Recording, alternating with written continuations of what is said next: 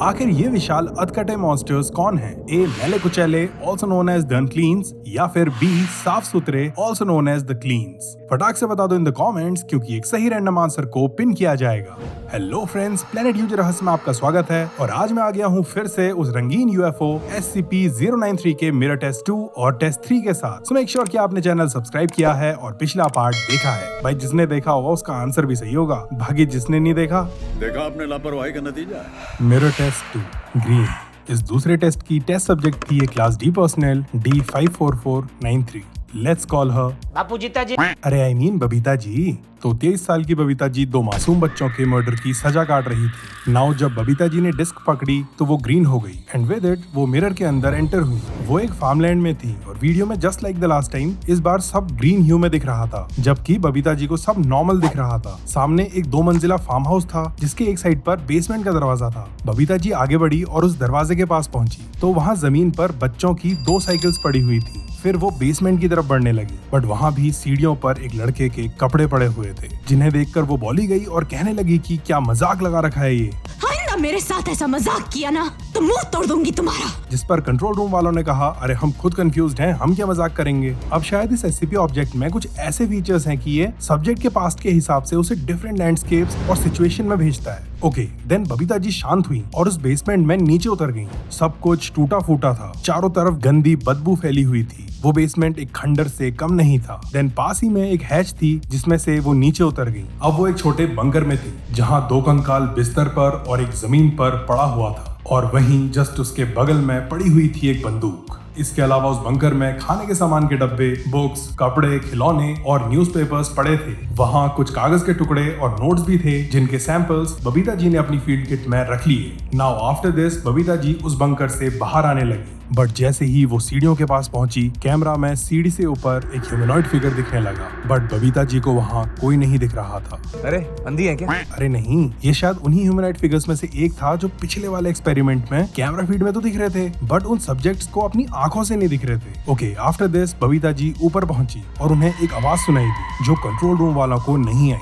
बबीता जी हैरान थी। उन्होंने बाहर की तरफ देखा तो लगभग 700 मीटर की दूरी पर खेतों में 2 विशाल ह्यूमनॉइड फिगर्स, जिनके पेट से नीचे का हिस्सा था ही नहीं, वो अपने हाथों के बल इधर उधर मंडरा रहे थे। इन दोनों को देखा है मैंने कहीं पर। और इस दौरान बबीता जी की हवा टाइट थी, उसकी जान हथेली पे आ चुकी थी। शी वाज लाइक मुझे अपने घर जाना है। बट उसे वहीं बेसमेंट से घर के अंदर जाने के ऑर्डर्स मिले, जिन्हें उसे ना चाहते हुए भी मानना पड़ा। नाउ घर के अंदर का सामान देखकर लग रहा था मानो वो 1950s का जमाना था। वहाँ एक लैपटॉप भी था जिसे खोलते ही स्क्रीन पर फेथफुल OS लिखा हुआ आया। देन बबीता जी सीढ़ियों से ऊपर गईं और बच्चों के बेडरूम में घुसी। वहाँ एक खिड़की थी और जैसे ही बबीता जी ने खिड़की से नीचे देखा, उसे तो कुछ नहीं दिखा, बट कैमरा में 300 ह्यूमनॉइड फिगर्स दिखने लगे। आफ्टर दिस बबीता जी को वापस आने के ऑर्डर्स मिले और वो भागते दौड़ते हुए उस मिरर वर्ल्ड से सेफली बाहर आ गई। Mirror test 3 violet. नाउ इस तीसरे टेस्ट का सब्जेक्ट था एक और class D personal D84930, but will call him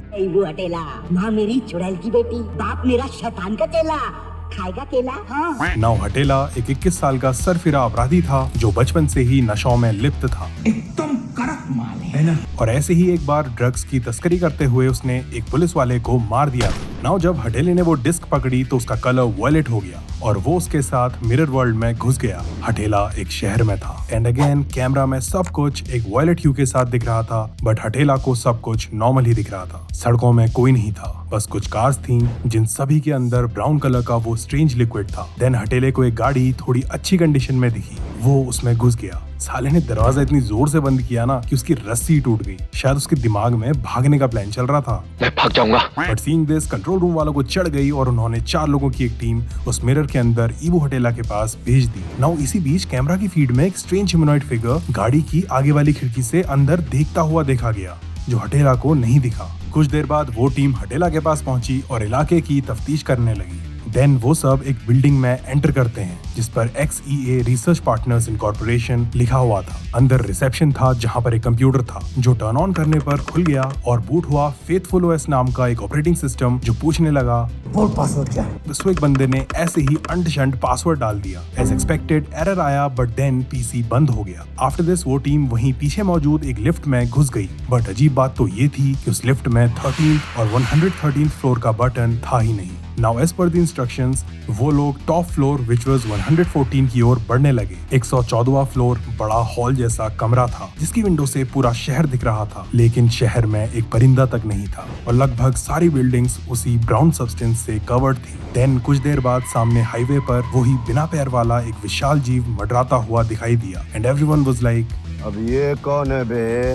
after this जब वो टीम वापस जाने के लिए उस लिफ्ट के पास पहुंची, दे नोटिस्ड कि उसमें 74th फ्लोर का बटन ऑलरेडी दबा हुआ था। सो उन्होंने उस फ्लोर को इन्वेस्टिगेट करने का डिसाइड किया। नाउ 74th फ्लोर एक डॉक्टर के क्लिनिक जैसा था जिसके रिसेप्शन डेस्क पर एक लिस्ट पड़ी हुई थी जिसमें लोगों के नाम और डेट्स लिखी थी, बट स्ट्रेंजली उन सभी डेट्स का ईयर 1953 था। सामने था एक दरवाजा जिस पर डॉक्टर बोरिसस्की ब्लेस्ड प्यूरिफिकेशनिस्ट लिखा हुआ था। वो अंदर घुसे तो उन्हें एक और दरवाजा मिला जो पासवर्ड से लॉक्ड था। सो कंट्रोल रूम की कमांड पर दरवाजा तोड़ दो। उस टीम ने C4 से उस दरवाजे की धज्जियां उड़ा दी। अंदर थे 6 बड़े बड़े कंटेनर्स जिनमें से 2 टूटे हुए थे, एक खाली था, बट बाकी बचे तीनों में 3 इंसान थे जिनके मुंह पर ऑक्सीजन मास्क था और वो टोटली किसी लिक्विड में डूबे हुए थे। उन सब के आगे अलग अलग डिस्प्ले थी जिनमें vital signs like heart beat, pulse rate etcetera दिख रहे थे और इनमें से ही एक में लिखा हुआ था सिटीजन जेनिफर मैग्जिरका के दिल का टेस्ट बदला और पति के घर से बाहर जाते ही उसने अपने पड़ोसी के साथ 2 बार अपना मुंह काला कर लिया, बट लेटर खुद को पवित्र करने के लिए उसने स्वयं को ईश्वर के आगे समर्पित कर लिया। हाई फादर वेलकिन ने उसकी ये प्रार्थना सुनी और उसे 3 दिनों के लिए ईश्वर के आंसुओं में डुबाए जाने के आदेश दिए। दूसरे में लिखा था सिटीजन एल्बेरियस फेराफान हाई फादर के संबोधन के दौरान ईश्वर को गलियाने लगा, दावा करने लगा कि ईश्वर के आंसुओं ने उसकी बेटी की मत मार दी है और उसे चरित्रहीन बना दिया है। लेकिन इन दावों के कोई सबूत न होने की वजह से एल्बेरियस को 1 हफ्ते के लिए ईश्वर के आंसुओं में डुबाने के आदेश दिए जाते हैं ताकि उसका शरीर और उसका मन दोनों तृप्त हो जाएं। इसी बीच अचानक इबो हटेला की सेट की और वो बोली गया, बंद करो, हाथ जोड़ के गुजारिश करता हूँ। कैमरा से उस पर जब फोकस किया गया तो पता चला कि उन इनविजिबल एंटिटीज ने उसे चारों तरफ से घेरा हुआ था। शायद हटेला इकलौता था जो उन्हें देख पा रहा था। देन कंट्रोल रूम ने टीम को वापस आने के ऑर्डर्स दिए। देन वो उस बिल्डिंग से बाहर निकले, मिरर की तरफ वापस जाने लगे कि उन पर उस विशाल एंटिटी ने अटैक कर दिया। पहले उसने उनकी तरफ देखा, देन आसमान की ओर सर करते हुए जोर जोर से आवाजें निकालने लगा। वो सब भागे और उस मिरर से वापस हमारी इस वर्ल्ड में आ गए, except one of the team members जो वहीं फंस गया। मिरर पोर्टल बंद हुआ और वापस आए तो सिर्फ उसके कपड़े, बैग और कैमरा, जिसकी फुटेज में देखा गया कि वो बंदा उस विशाल जीव पर गोलियां चला रहा था, जिसके बाद उस जीव ने अपनी स्किन से ही उस बंदे को एब्जॉर्ब कर लिया, खा लिया। ऑन द अदर हैंड इबो हटेला को पता नहीं क्या दौरा पड़ा, उसने बंदूक उठा ली और हल्ला करने लगा। सो झट से एक फाउंडेशन के मेंबर ने उसे शूट कर दिया। बस आफ्टर दिस फाउंडेशन ने डिसाइड किया कि आगे किसी भी क्लास डी पर्सनल को इस डिस्क के मिरर एक्सपेरिमेंट्स के लिए नहीं भेजा जाएगा। बट 2 टेस्ट तो भी बचे हैं, येलो और रेड, तो वो किस पर किए गए? बाकी ये विशाल अनक्लीन नाम की एंटिटीज यार क्या है ये? और ये फेथफुल ओएस ये कौन सा ऑपरेटिंग सिस्टम है? और हाँ, ये 1950s का क्या सीन है इस मिरर वर्ल्ड में? ईश्वर के आंसू हैं, पता नहीं क्या है यार ये सब। तो फ्रेंड्स, इन सब जानकारियों के साथ हम लौटेंगे in the next part. Thanks for watching the video friends.